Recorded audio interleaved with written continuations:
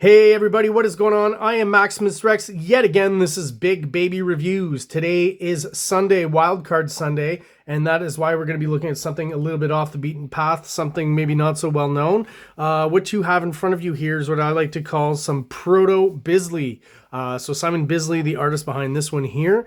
If we look at the credits, Pat Mills is the writer, Simon Bisley artist, and this other gentleman, we only get the initials, SMS, is the other artist. We'll be flipping through his pages pretty quickly. Not too shabby in the art department either, but the focus mainly is on Simon Bisley, as we still kind of know what's going on with him. With this gentleman here, this is about the only artwork I've ever seen of this guy, or that I've even ever heard of him. So right off the bat, if we look at the cover, you can see, I think, looking at the character designs and the type of faces that he's doing here, this is definitely a Simon Bisley painting. What I'm going to comment on the cover and the interiors as well when we take a look inside is the fact that it's a very kind of, I would describe it as very clean Simon Bisley. I feel like, he kind of started off with this style, which is awesome. I got nothing to say. I think it looks great here, and I could still recognize it as Simon Bisley in some of the, maybe the composition, the poses, the hands, and some of the dirtier textures. But some of the cleanliness is kind of foreign to me, I guess, at this point with Simon Bisley, right? So I'm not used to it. But I definitely think it works here. And like I said, what it shows me is that, he kind of started out as being maybe a little bit more illustrative and a little more technically, we'll say, sound or correct. And as he moved along, I don't know if it's because, deadlines on Lobo or the style that Lobo kind of elicited out of him, but there is a point where Simon Bisley just kind of lets loose and starts going crazy. Stuff gets a little dirtier, sometimes quickly drawn. The textures just go all over the place, but always interesting and always fun to look at for sure. And he's already kind of got it here, but as you'll see, the artwork at this time in his career is pretty clean to what we'll get used to, but still very recognizable. We'll see a lot of stuff there that you recognize from what you already know about Simon Bisley. Again, I mean, this face here, definitely a Simon Bisley face. These little extra added bat elements here, right?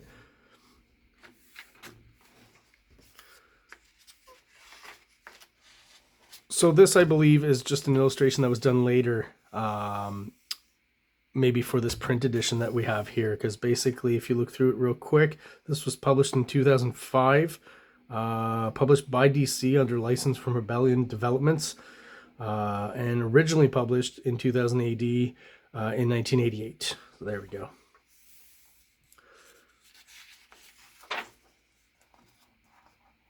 So you get kind of a description of the characters here, so you kind of know, who's who. Not that that's important, because we're not really going to be focusing much on the story, but more on the artwork, right?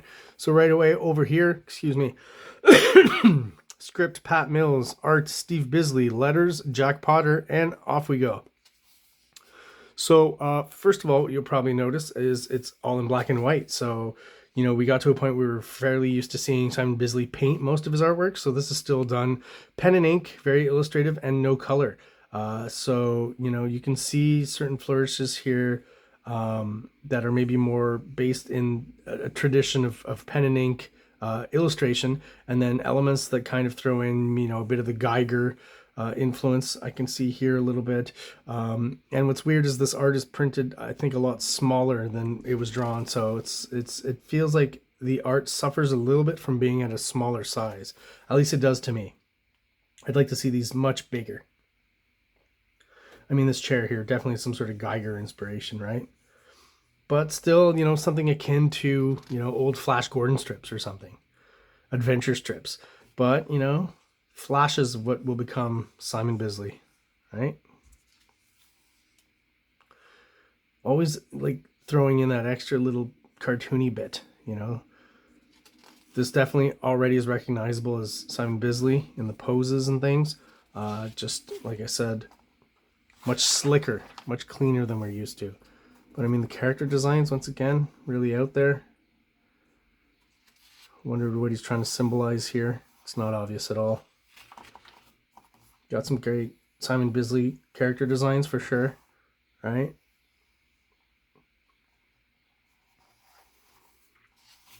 Some exaggeration in the perspective. He does something interesting in here with the backgrounds, where it's like, I find a lot of the foregrounds are very kind of heavy with ink and detail, which is fine. And then he'll just do really, really minimalist kind of backgrounds that I don't know how to describe them. They're very light, you know, back here, and they work, right? In the context of this comic here, he's not giving us too much background. Right here, the background's just a big black space, right? But already the art, just so interesting, right? That cartoony aspect, that, you know, Geiger, Gothic kind of barbarian thing he's got going. Like, looking at this stuff, I have to wonder if he's ever had contact, because he's, you know, from Europe, from England when he was a kid or younger and drawing and stuff, if he ever had contact with some Druillet, who's a French artist, kind of surrealist sci-fi guy. I'll be looking at some of his books at some point in the future, but I get a huge Druillet feel here in the compositions, in the weird characters, you know.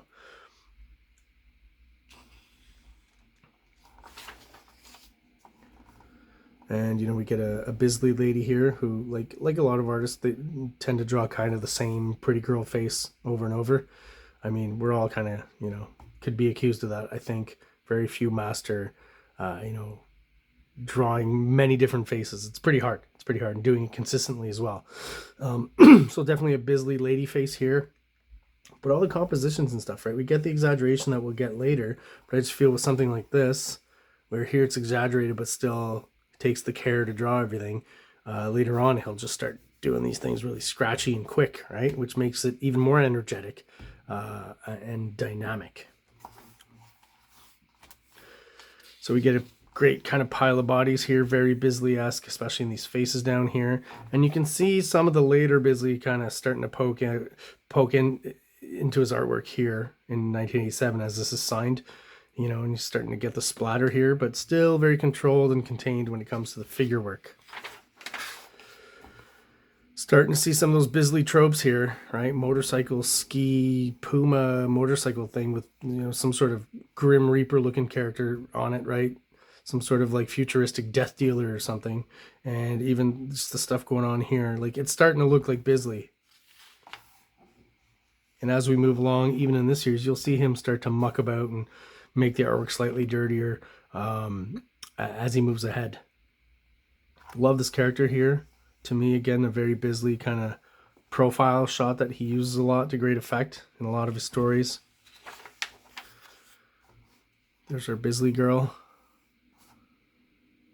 There's something here akin to like parody drawing and, you know, almost like Mad Magazine movie parodies and stuff. You know, in the style of the line and that. Not that this is meant to be a parody. Although there are parody elements in the story, right?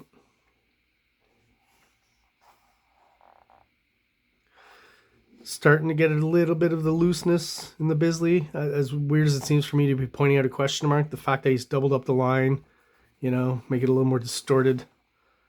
Even though we still get these, like, I'm not quite sure. Oh, okay, I see. I wasn't sure if that was just kind of a background element. Not sure it works so well because we don't have a lot of space here, but I see what he was kind of going for there. The extreme perspective on this, right? And the fact that it's tilted so much. Horizons like this. And man, does that, you know, that horizon line's far away. The characters are way small. We got this guy on the ski motorcycle thing up in the foreground here. There he is.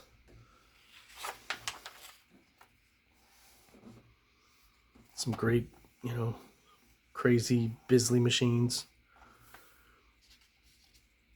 And here's where we, you know, again, even though it's clean, I start to see a lot of the things you'd recognize in Bisley artwork, the angles he chooses.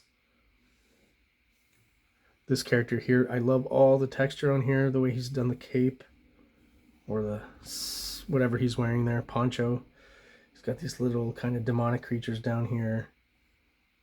All of this down here, great work. Lots of black fading out. These two characters in the background, super well done. So we get some more Bisley type characters. So you see, I was wrong because I thought that first illustration on was more recent work, and we actually get it here in the comic. So wow, really not that much of a difference with what Bisley will become. Again, just he'll become a little crazier, a little more extreme, a little dirtier, but everything's already here. Cyberpunk element, the goth elements, you know, the Simon Bisley heavy metal aspect to it all. You know, it's got all the tropes. The big bad robots, the motorcycles, the guns, you know, the kind of stuff we'll get used to seeing Simon Bisley draw for most of his career, I think. Even with all this detail, though, it's still very easy to read, you know, still pretty clear if you're, you know, trying to make out what's going on. Good contrast, right, with this issue seems to have a lot of the just straight black background. I don't know if that's a design choice or a deadline choice, but I mean, with Simon Bisley, it definitely works. And there we go, our prototypical, you know, strong Bisley lady. Looks good. I like this kind of Spawn before Spawn gauntlet here.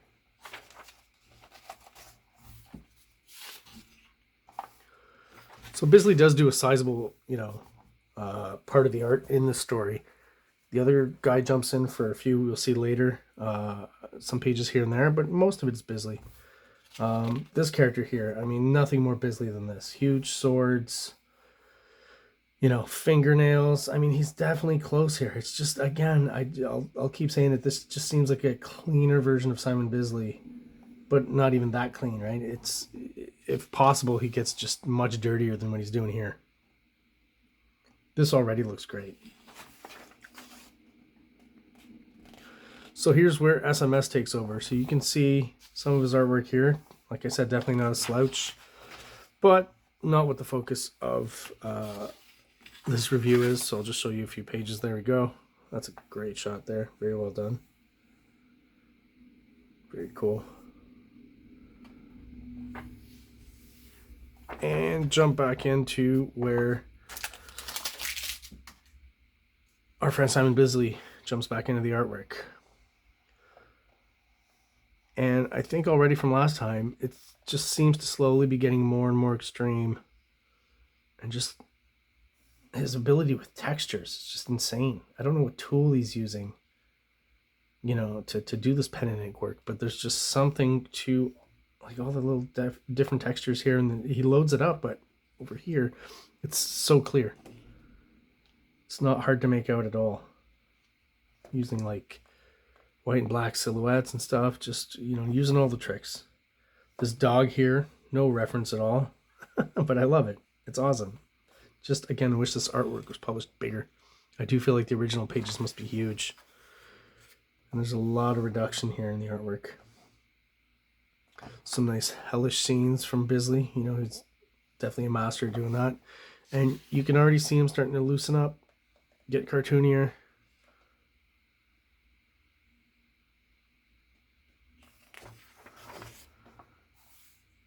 And just the great, you know, Kirby on steroids, I guess is how I describe his character designs, you know. All of these are great and so intricate, so to have to draw them over and over again, quite a task. Always just crazy motorcycles with lion heads and stuff, like, you know, visually, what more could you ask for? You know, it's complete heavy metal aesthetic, heavy metal music, heavy metal the magazine.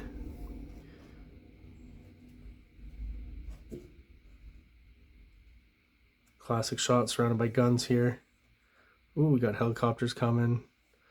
Big jobs. Not quite even sure why. There's that in the air here. So definitely a zany comic.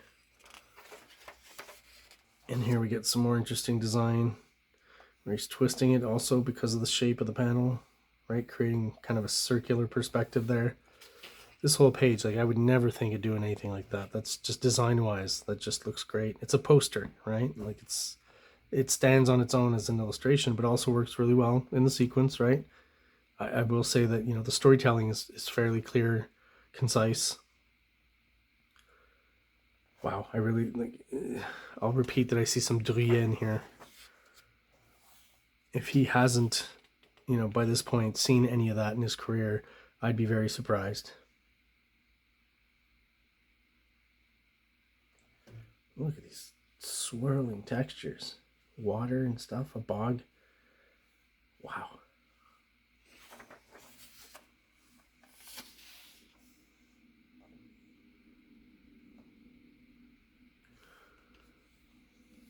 You know, sometimes it does get a little messy here. There's so much texture and detail, but I mean, I still, for some reason, don't have trouble reading it. It's clear. As much, you know, ink is thrown on there. It's not hard. I don't know how he does it. And again, we're starting to get the dirtier Bisley here, which I like. You know, he's slowly pushing it. It's becoming more and more extreme.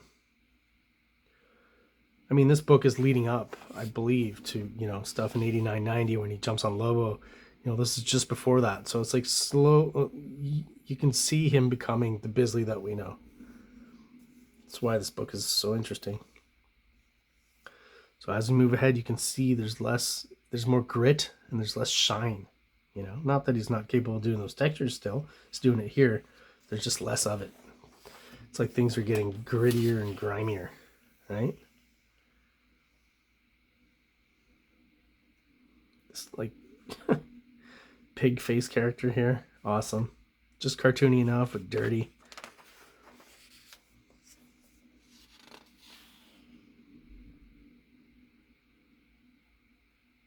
And again, when you know, of all the textures that are mixed up, metal, rust and stuff, like it never gets confusing. It's easy. It's all easy to separate and see. Really is a master of contrast and using that line. Well, all those lines he's using.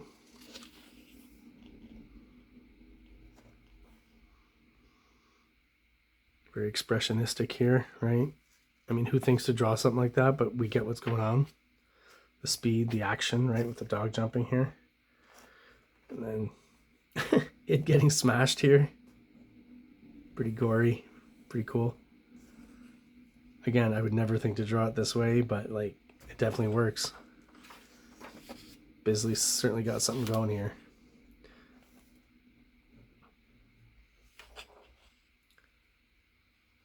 Brap, brap, blam, blam. Some of these sound effects. And so we lose Bisley for another little bit here. So we're going to skip ahead. And we've got the last section here.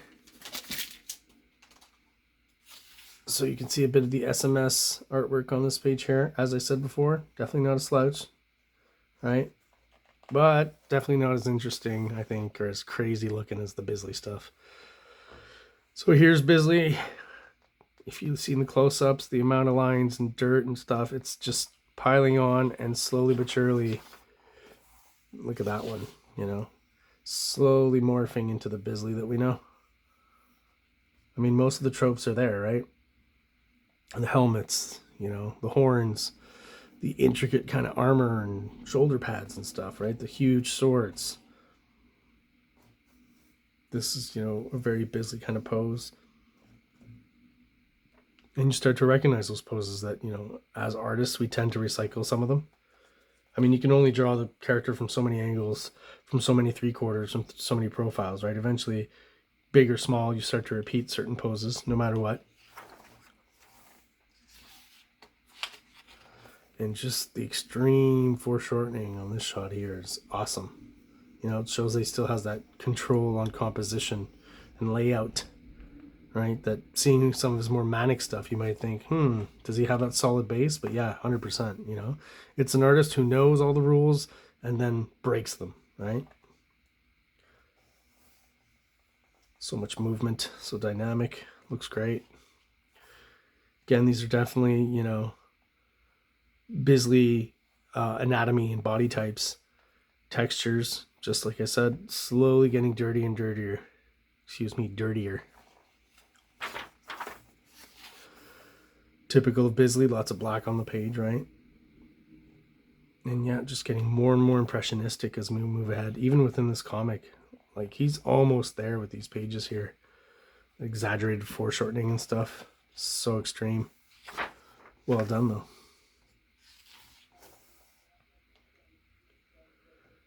So again, from far away, sometimes I think maybe this even can become somewhat abstract, right?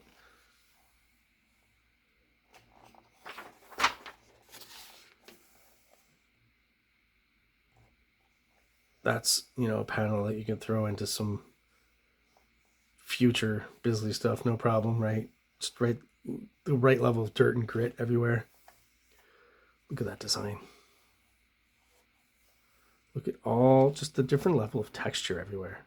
Along the helmet, the metal, right? His face here, this whatever wing pattern he's got. Metal armor, it's got holes in it, it's, you know, it's broken down. You know, he's got a heart meter on there. No one better than Bisley, I think, for like the cyborg kind of monster creatures. It's definitely in the top 5 artists to do that kind of stuff. Look at that. What a great splash.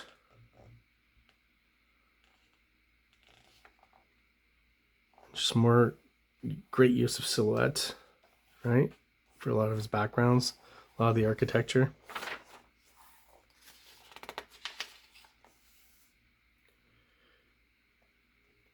And you can see maybe a bit more, if you know anything about Jay Lee, he's admitted to this, that he took a lot from Simon Bisley.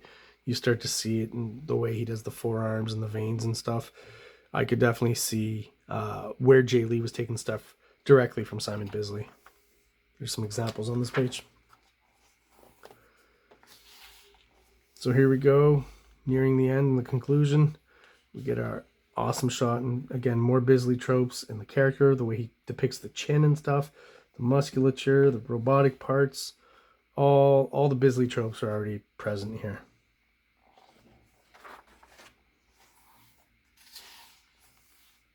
And here we go, full gore, full bore gore.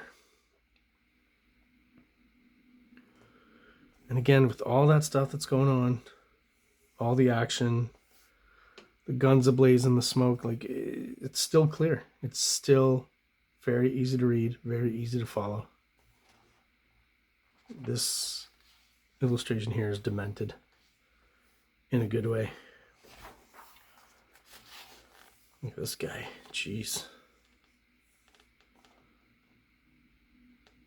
Just the Bisleyest of Bisley stuff, right?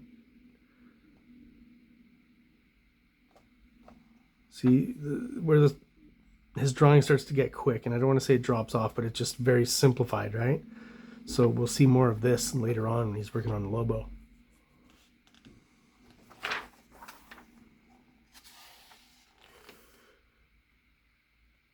And it just seems to be getting more and more manic as we move along, as he's getting comfortable and just deciding to go nuts on a lot of this stuff. Again, some of the contrasts, he'll do weird stuff where it's like, you know, she's all very detailed and illustrative, and then this character isn't, and her gun isn't. You know, this is where we start to see some of those Simon Bisley experimentation kind of level stuff.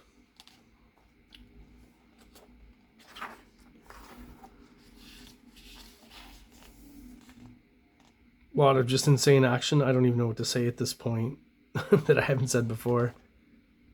Just the art again seems to be just maybe the deadline is looming.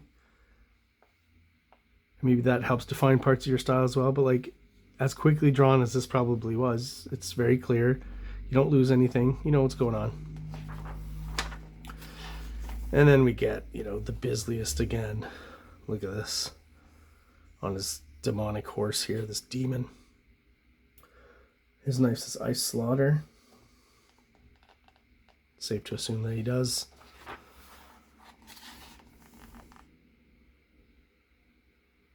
And they seem to be escaping through this, I don't know if this is a planet or, you know, some sort of satellite, but they're about to poke out the hole here.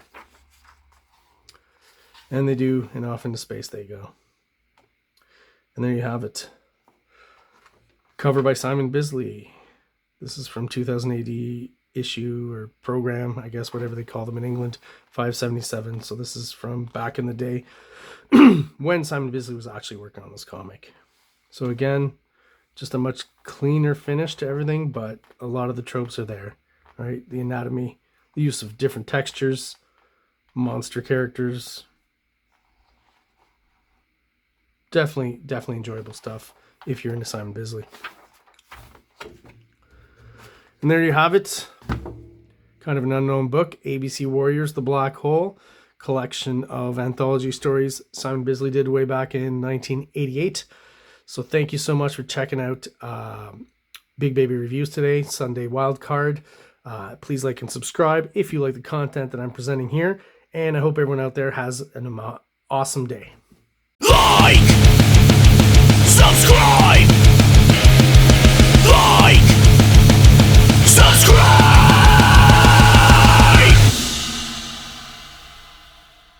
King Comics presents Big Baby, Volume 1, Issues 1 to 13, 204 pages of story and art. King Comics also presents Star Crasher one-shot, 32 pages, cosmic sci-fi surrealist adventure. You can find these fine comics at KINGCOMICS.CA, at MaximusRex13 on Instagram, or on Facebook, MaxRex or Big Baby.